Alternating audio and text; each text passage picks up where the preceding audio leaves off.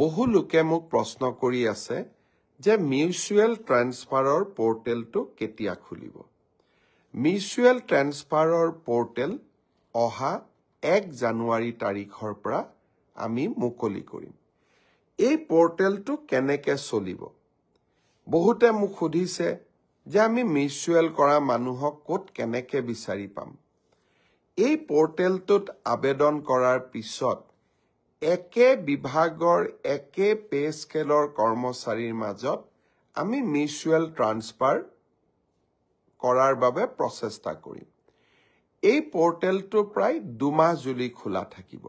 1 জানুৱাৰীৰ পৰা 28 ফেব্ৰুৱাৰীলৈ এই সময়ছোৱাৰ ভিতৰতে আমি আবেদন কৰিম আমি ভেৰিফিকেশ্যন কৰিম তাৰ পিছত আমি আপোনালোকৰ আবেদনবোৰ পোৰ্টেলত স্বয়ংক্ৰিয়ভাৱে মিউচুৱেল ট্ৰান্সফাৰৰ বাবে মুকলি কৰি দিম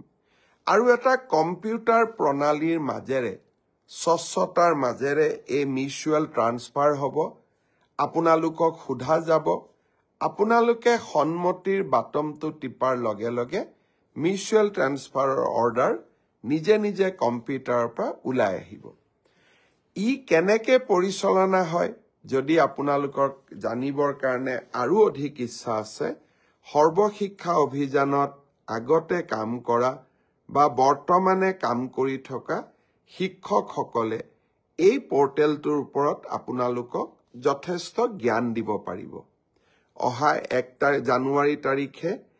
এই পোৰ্টেলটো আমি আনুষ্ঠানিকভাৱে মুকলি কৰি দিম ইয়াৰ পিছত মোক সততে সোধা প্ৰশ্নটো হৈছে যে মুখ্যমন্ত্ৰীৰ আত্মনিৰ্ভৰ অসম অভিযানৰ দ্বিতীয় পৰ্যায়ৰ আবেদনৰ প্ৰক্ৰিয়া কেতিয়া আৰম্ভ হ'ব শ্ৰদ্ধা যুৱক যুৱতী বন্ধু বান্ধৱীসকল মুখ্যমন্ত্ৰীৰ আত্মনিৰ্ভৰ অসম আঁচনিৰ জৰিয়তে আমি যুৱক যুৱতীসকলক ব্যৱসায় কৰিবৰ বাবে উদ্যোগ কৰিবৰ বাবে 2 লাখ টকা আগবঢ়াও আৰু যিসকলে MBBS ইঞ্জিনিয়াৰিং পাছ কৰিছে তেওঁলোকক আমি 5 লাখ টকা আগবঢ়াও যোৱাবাৰ আমি 25,000 যুৱক যুৱতীক ইতিমধ্যে 1 লাখ টকাকৈ আগবঢ়াইছো আৰু তেওঁলোকৰ গোটেই ব্যৱসায় উদ্যোগ কেনেকৈ চলিছে তাক সৰজমিনভাৱে তদন্ত কৰাৰ পিছত 2025 চনত তেওঁলোকক আমি আৰু 1 লাখ টকা দিবৰ বাবে চেষ্টা কৰিম এতিয়া হৈছে নতুনকৈ আবেদন কৰা ইতিমধ্যে 1,54,000 যুৱক যুৱতীয়ে নতুনকৈ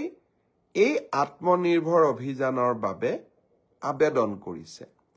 এই বছৰ আমি ৭৫,000 যুৱকক 1 লাখ টকা প্ৰথম কিস্তিত দ্বিতীয় কিস্তিত 1 লাখ টকাকৈ আগবঢ়াম ইতিমধ্যে যি 1,54,000 যুৱক যুৱতীয়ে পঞ্জীয়ন সমাপ্ত কৰিলে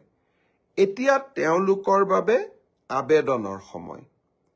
আৰু তেওঁলোকে অহা 1 জানুৱাৰীৰ পৰা আবেদন কৰাৰ সুবিধা পাব 1 তাৰিখে অহা 1 জানুৱাৰী তাৰিখে আমি এই আবেদনৰ পোৰ্টেলটো মুকলি কৰি দিম মিউচুৱেল ট্ৰান্সফাৰৰ পোৰ্টেলো মুকলি হ'ব আৰু সমান্তৰালভাৱে মুখ্যমন্ত্ৰীৰ আত্মনিৰ্ভৰ অভিযানৰ আবেদনৰ পোৰ্টেলো আমি 1 জানুৱাৰী তাৰিখে মুকলি কৰি দিম ইয়াৰ পিছত আৰু এটা বিশেষ কথা মই আপোনালোকক জনাব খুজিছো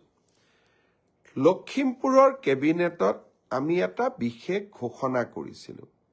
যে ষ্টেট বেংক অফ ইণ্ডিয়া আৰু অসম চৰকাৰৰ মাজত আমি এখন বুজাবুজিৰ চুক্তি স্বাক্ষৰ কৰিম যাৰ জৰিয়তে কোনোবা চৰকাৰী কৰ্মচাৰীয়ে কৰ্মৰত অৱস্থাত যদি মৃত্যুমুখত পৰে তেওঁলোকে 5 লাখ টকাৰ পৰা 10 লাখ টকা তেওঁলোকৰ পৰিয়ালে অতিৰিক্ত লাইফ ইন্সুৰেন্স পাব চৰকাৰৰ পৰা পোৱা সহায়ৰ উপৰিও দুৰ্ঘটনাজনিত কাৰণত মৃত্যু হলে 1 কোটি টকা পৰিয়ালটোৱে পাব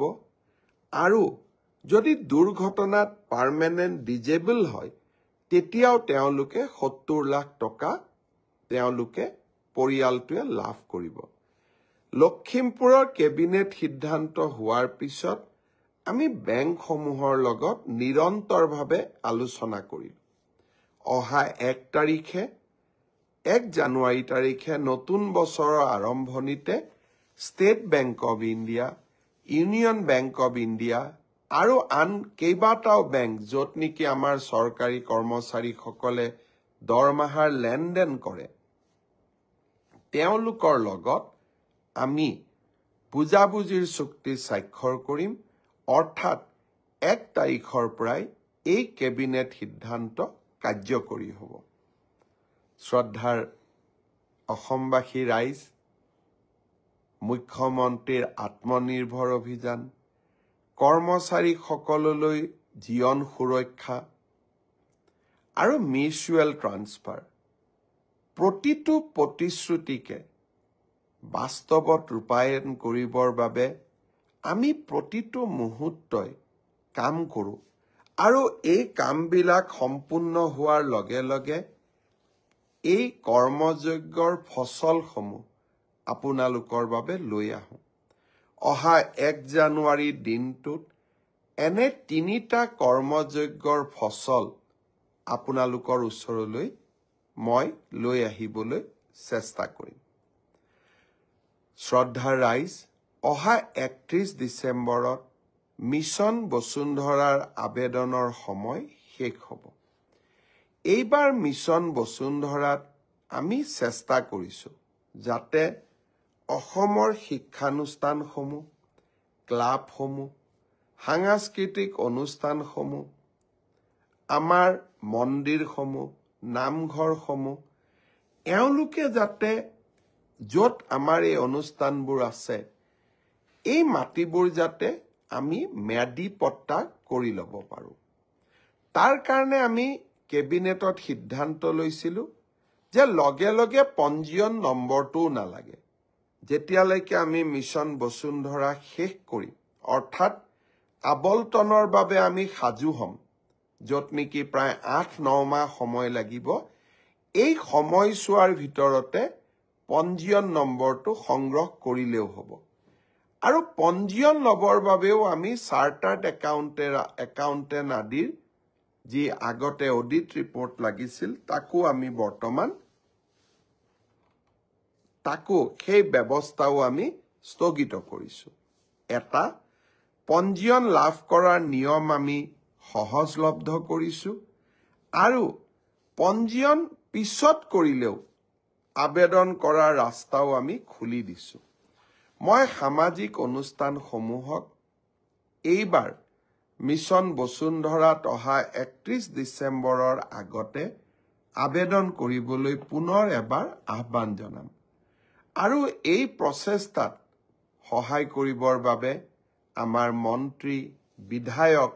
আৰু আমাৰ জনপ্ৰতিনিধি বা সমাজ সেৱিক যিসকল ৰাইজৰ লগত কাম কৰে, তেওঁলোককো মই এই ক্ষেত্ৰত আমাৰ সামাজিক অনুষ্ঠানসমূহক প্ৰেৰণা যোগাবৰ বাবে আহ্বান জনাম।